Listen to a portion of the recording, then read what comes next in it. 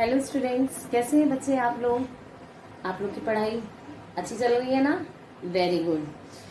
तो आज हम अपनी वो पोएम जो मैंने पिछले लेक्चर में आधी छोड़ी थी, आधी पढ़ाई थी, उसी को कंटिन्यू करेंगे। कौन सी पोएम थी? The ball poem. Who has compose this poem? John Behrman. So let's continue with the poem, but before this I want to ask you, have you all done the given work? You all have revised the poem properly? Very good. Now, if you have still any doubt, any query, you can ask. But before that, let me complete this poem. I have already told you that John Berryman has composed this poem on the theme of nature of loss. यानी कि जब कोई व्यक्ति कुछ खो देता है तो डेफिनेटली उसे उस चीज से कितना लगाव है ये इस पे डिपेंड करता है। वो बहुत डेस्परेट होता है अपनी चीज के लिए, परेशान होता है चीज के लिए, मगर एक बार कोई भी चीज कभी वापस नहीं लौटती। उसके जैसे तो आ सकती है बट वो चीज कभी नहीं आ सकती। और इसमें बेसिकली सिंबॉलिकली पोएट ने किस चीज को इंडिकेट किया है? हमारे लाइफ की डिफरेंट स्टेजेस को। ठीक है ना? एक बच्चा जो अपने बचपन से निकलकर अपने यूथ में जब एंटर कर जाएगा तो क्या उसका बचपन कभी वापस आ पाएगा? नहीं। तो इसी चीज के बारे में हमने पढ़ा किस पोएम में? द बॉल पोएम में। So let's begin from which poem? The ball poem. फिर से शुरू करते हैं जहां पर हमने शुरू की थी। आपको पहले ही बताया, as the poet is saying that he doesn't want to console him, as he does not want to enter into the difficult and embarrassing situation and console the boy. Who is that boy? Who has lost the ball. And ball is used here symbolically. Okay? So, a dime another ball. अभी जब उस बच्चे की ball खो गई है तो poet क्या कह रहा है? A dime another ball is worthless.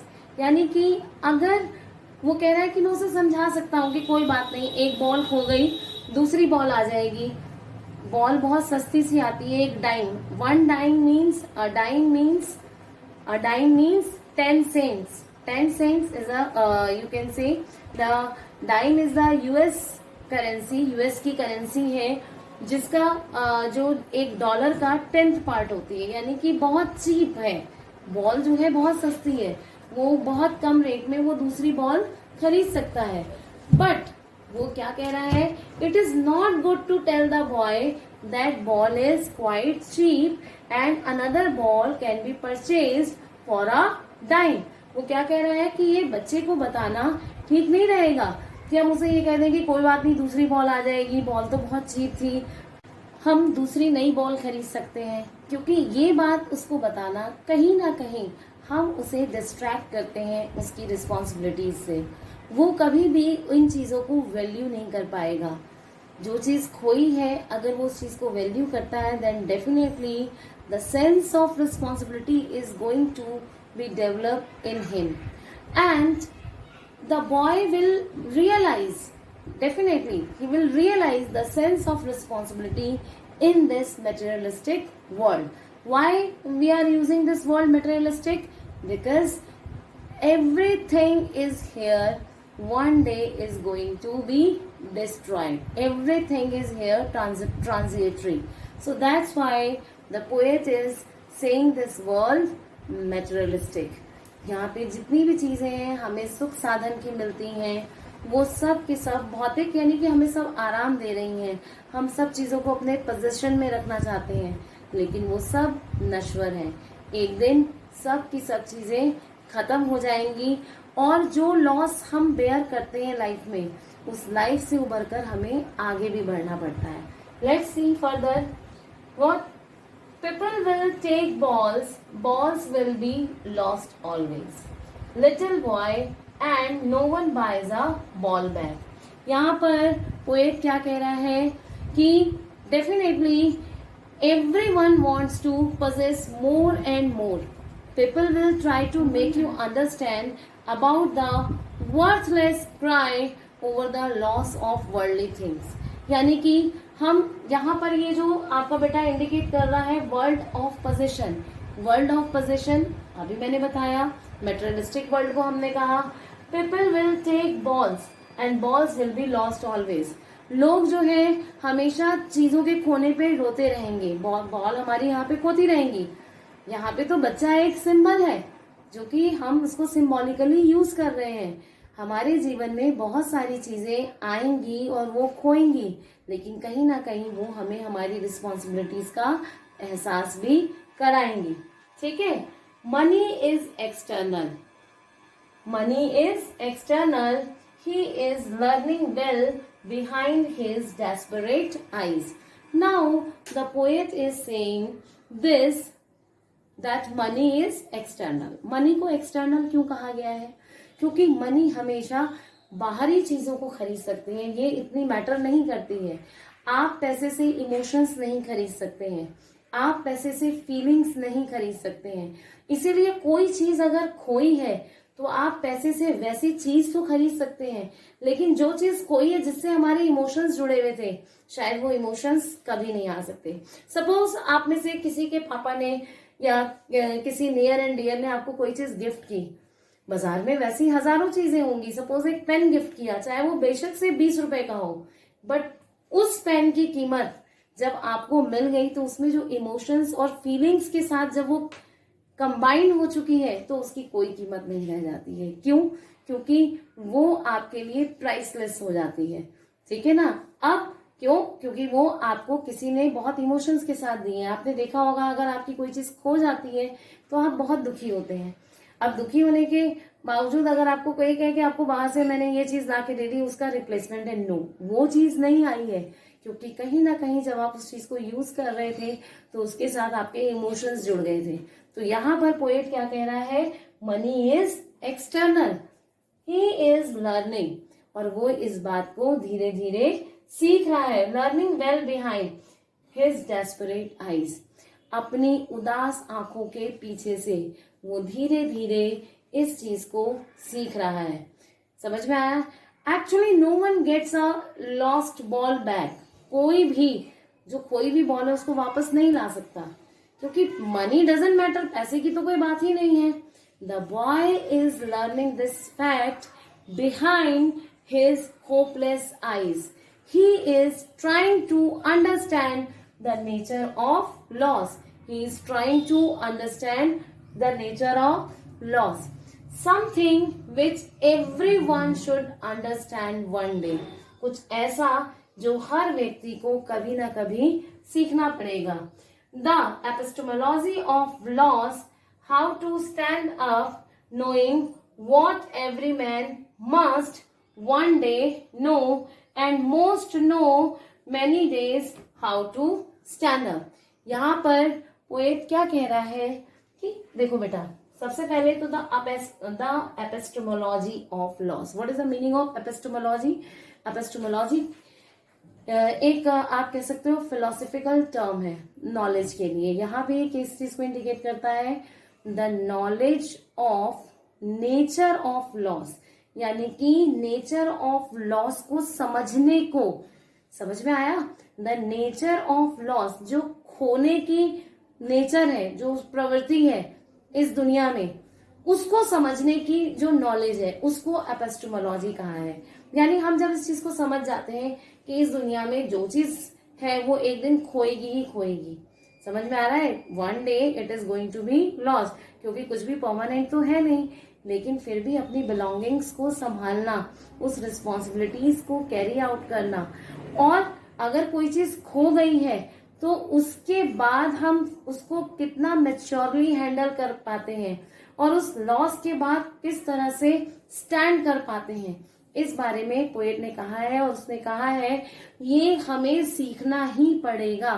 For example मैं आपको बताती हूँ कि एक छोटा बच्चा है, जब वो चलना सीख रहा होता है, हम उसे चलना सिखाते हैं तो उसका हाथ पकड़ते हैं, और एक दिन जब वो गिर जाता है तो मम्मी पापा कहते हैं देखो नहीं उसकी तरफ, वरना वो रोने लगेगा।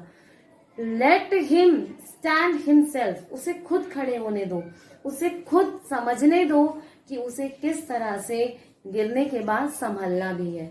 जब बच्चा स्कूल जाता है तो पेरेंट्स उसके बैग में pencil, eraser, books, lunch box, water bottle, सब कुछ देते हैं उसको, और वो धीरे धीरे अपनी बिलोंगिंग्स को संभालना सीखता है, उसकी उसकी केयर करना सीखता है कि ये मेरी चीज है, मुझे संभाल के लेके जानी है और फिर वापस घर लेके जाना है। और उसकी अपनी चीजों के साथ इमोशंस भी जुड़ जाते हैं। आप बच्चे से कहो ये दूसरे की ले लो, कहेगा नहीं ये मेरी नहीं है, ये मेरी मम्मा ने दिलाई है, ये मुझे पापा ने दी है। इट मीन्स अपनी बिलोंगिंग्स को लेकर उसके इमोशंस डेवलप हो जाते हैं। समझ में आ रहा है? तो यहाँ पर पोएट क्या कह रहा है कि धीरे धीरे हम दुनिया में बच्चों को ये भी ट्रेनिंग देते हैं, जब बच्चा है वो ग्रेजुअली ये भी लर्न करता है कि हमें किस तरह से उस लॉस को सहना है, समझना है और वापस से क्या करना है, बैकअप करना है, दोबारा से स्टैंड होना है। उस चीज को, उस लॉस को बेयर करने के साथ साथ उसे सहना तो है, साथ साथ उसे जो हमें इमोशनल हर्ट होता है उसे रिपेयर भी करना है। और वो रिपेयर बिना किए हम कभी भी अपना कॉन्फिडेंस गेन नहीं कर पाएंगे और लाइफ में बैक नहीं हो पाएंगे, यानी कि हम वापस फिर से अच्छे से जीवन नहीं जी पाएंगे। कई बार आपने देखा होगा कि किसी के घर में किसी की डेथ हो गई, एक पर्सन का लॉस हो गया, एक रिलेशन खत्म हो गया, लेकिन क्या जिंदगी वहां रुक जाती है? नहीं, लोग फिर से अपने जीवन को दोबारा शुरुआत करते हैं। क्यों शुरुआत करते हैं? क्योंकि जीवन किसी भी लॉस पे नहीं रुकता। हमें खुद ही संभलना पड़ेगा, वापस से स्टैंड करना पड़ेगा, इमोशनली अपने आप को स्ट्रॉन्ग करना पड़ेगा, अपनी रिस्पॉन्सिबिलिटीज को अंडरस्टैंड करना पड़ेगा। उसी चीज को इनडायरेक्टली एक बॉल के एग्जाम्पल के साथ पोएट ने हमें समझाया है। What he is saying, the epistemology of loss, यानी कि जो नॉलेज है, किस चीज की knowledge? The nature of loss, how to stand up, कि लॉस के बाद हमें किस तरह से वापस खड़े होना है। खड़े होना यानी कि खुद को संभालना है, ठीक है। Knowing what every man must, यानी कि ये जानना हर व्यक्ति के लिए बहुत जरूरी है कि कोई भी चीज खोने के बाद हम अपने आप को कैसे संभालते हैं। One day know and most know many days, ज्यादातर लोग सीख जाते हैं धीरे धीरे कई दिनों में, और सबको सीखना ही पड़ेगा हाउ टू स्टैंड अप। इसकी कोई ट्रेनिंग नहीं दी जाती। कुछ लोग इमोशनली बहुत वीक होते हैं तो उन्हें हम समझाते हैं, वरना वक्त धीरे धीरे सबको सिखा देता है। एक बच्चा चलना भी सीखता है, बोलना भी सीखता है और अपने इमोशंस को कंट्रोल करना भी सीखता है। क्यों सीखता है? क्योंकि ये उसकी जिंदगी की जरूरत है। अगर वो अपने लॉस के साथ उसी गम में पड़ा रहेगा तो शायद वो जिंदगी में आगे ही नहीं बढ़ पाएगा। तो यहाँ पर फिर से बता रही हूँ, बॉल सिंबॉलिकली यूज हुआ है। समझ में आया? तो this was all about the poem. I think you all have understand. Let's have a quick revision of this poem through the main points of the poem. So let's go through to the main points. So let's revise its main point. The loss of ball is symbolic. It has a deeper meaning. I have already told you that the loss of ball is symbolic and it is really having a profound, a very deep meaning. Okay? The loss of the ball is the loss of childhood. It means the ball which has lost is just representing to the childhood and the loss of his dreams, and it is also representing to the loss of a child's dream. And if it is lost, it never come back again. Once it is lost, it is not going to come back again. Similarly, we can't console the child that he can have another ball. We can't console the child by saying, okay, दूसरी ball ले आएंगे, कुछ और ले लेंगे. No, the ball which is lost, it has no replacement. Okay? Actually, he is sad that the ball he has lost can't be bought back. उसको हम वापस से खरीद नहीं सकते. It cannot be brought back. इसको वापस से नहीं लाया जा सकता. Neither we can buy it or nor we can bring it from anywhere. यानी कि जो कोई भी चीज है ना तो उसे कोई खरीद सकता है, ना ही उसे कोई कहीं से लाकर बच्चे को दे सकता है। ठीक है, इज दिस क्लियर? यहाँ तक बिल्कुल समझ में आ रहा है? Now the innocent childhood that he has lost can't be replaced और बॉट बैक विद मनी। पहले ही बताया था कि मनी इज एक्सटर्नल। मनी जो है बाहरी चीज है, आप उससे इमोशंस को नहीं खरीद सकते। आप फिजिकल चीजें खरीद सकते हैं, लाइक आप कोई पेन ले आए, कोई बाहरी चीजें जितनी भी हैं कि आप कोई पेन, पेंसिल, रबड़, जितनी भी चीजें हैं, लेकिन आप फीलिंग्स और इमोशंस, लाइफ, टाइम, ये सब चीजें नहीं परचेज कर सकते पैसे देके। तो यहाँ पर वो क्या बता रहा है पोएट कि जो इनोसेंट, एक मासूम बचपन है किसी बच्चे का, जो एक बार खो जाता है, उसको आप किसी भी चीज से रिप्लेस नहीं कर सकते, ना ही उसे वापस खरीद कर ला सकते हैं। ठीक है, wealth can't buy life and time. पैसे से ना तो आप जीवन खरीद सकते हैं और ना ही खोया हुआ समय। जो समय चला गया उसे आप वापस कभी भी खरीद कर नहीं ला सकते। Ultimately a change comes in the grieving boy, यानी वो जो दुखी बच्चा है उसके जीवन में भी एक बदलाव आएगा। वो जो उसके जीवन में दुख है, किस चीज का दुख? किसी चीज के खो जाने के बाद। यहाँ पोएम में सिंबॉलिकली यूज किया गया है पोएम को। तो उसके जो खोने के बाद जो उसके जीवन में दुख है, अल्टीमेटली टाइम के साथ साथ उसमें बदलाव आएगा। उसे कॉम्प्रोमाइज करना पड़ेगा, उसे स्टैंड अप होना पड़ेगा, उसे मेच्योरली सोचना पड़ेगा, तभी तो वो आगे जीवन जी पाएगा। That's why again and again poet is saying that he has to understand the nature of loss. He comes to know that losing is a part of life. उसे ये समझना पड़ेगा कि कुछ खोना जीवन का हिस्सा है। हम जो जीवन में पाते हैं एक ना एक दिन वो हमसे छूट जाता है, खो जाता है, बिछड़ जाता है। चाहे वो कुछ भी हो, चाहे वो हमारे पास आज जो आज है वो कल बीता हुआ कल हो जाएगा। ठीक है ना? और आज हम यंग हैं, कल बूढ़े हो जाएंगे। आज जो बच्चा है वो कल डेफिनेटली अपने यंग एज में एंटर करेगा। तो टाइम के साथ साथ हम बहुत सारी चीजें खोते हैं और कुछ पाते हैं। कोई भी चीज का कोई रिप्लेसमेंट नहीं होता। इसी बात को पोएट ने हमें समझाया है। किस पोएम में? द बॉल पोएम में। It means the ball poem really raises a very profound and serious matter in front of us and try to make us understand about the nature of loss so that we can understand it and make a compromise and adjustment in our life with the loss of our life. Let's go through to the some questions which is based on extract for your understanding, ताकि आप इस poem को और अच्छे से समझ पाएं और अच्छे से समझ पाएं और ये पोएम आपको ठीक से क्लियर हो जाए। So let's have a revision and for revision work I am going to give you some questions. Let's solve these questions which is the extract based questions. So a dime another ball dash dash, this is positions. It means this is the third stanza. From the third stanza you are supposed to find out the answer of these two questions. What is the first question? What does the ball represent here? What does the ball represent here? The another question, what is the cost of the ball? What is the cost of the ball? So Maulik, do you understand? Can you write the answer? Ghazala beta, Shruti, just start writing the answer.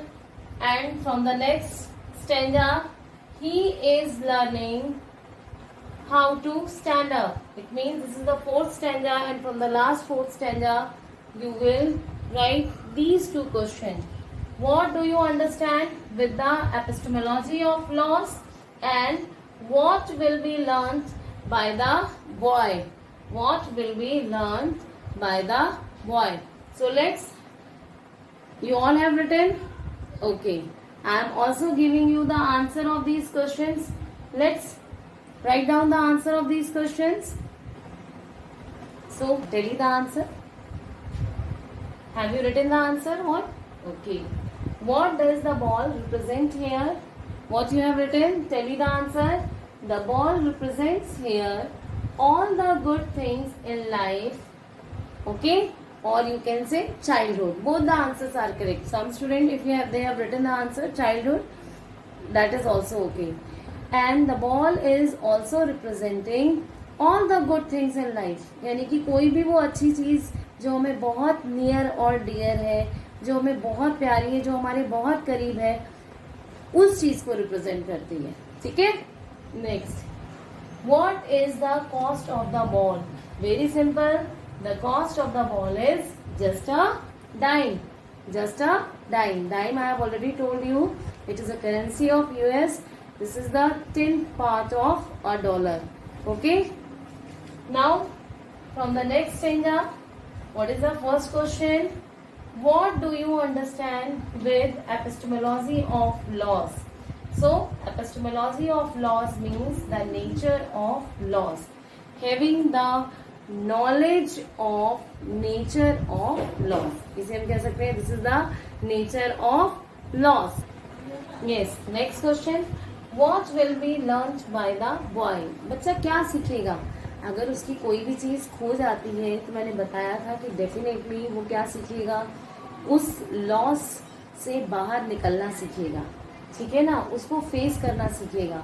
So the answer is the boy will learn to face the loss and stand up in life again. कि दोबारा से कैसे खड़ा होना है उस loss को bear करने के बाद वो ये सीखेगा. So I hope you all understand.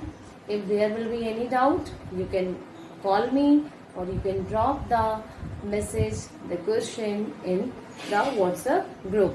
So for homework, now I am going to assign you some questions which you will write in your fair notebook. So write down these questions. So this is your homework, and these 5 questions I have given you to write for practice.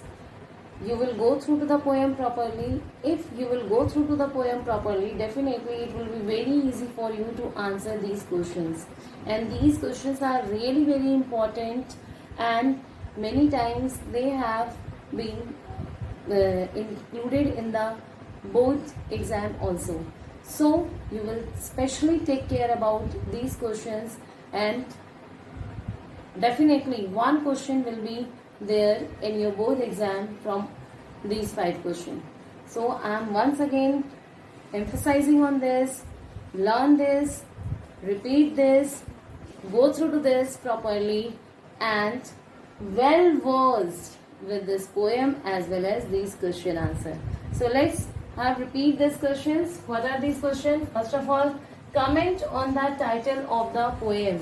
You are supposed to write about the appropriateness of the title of this poem.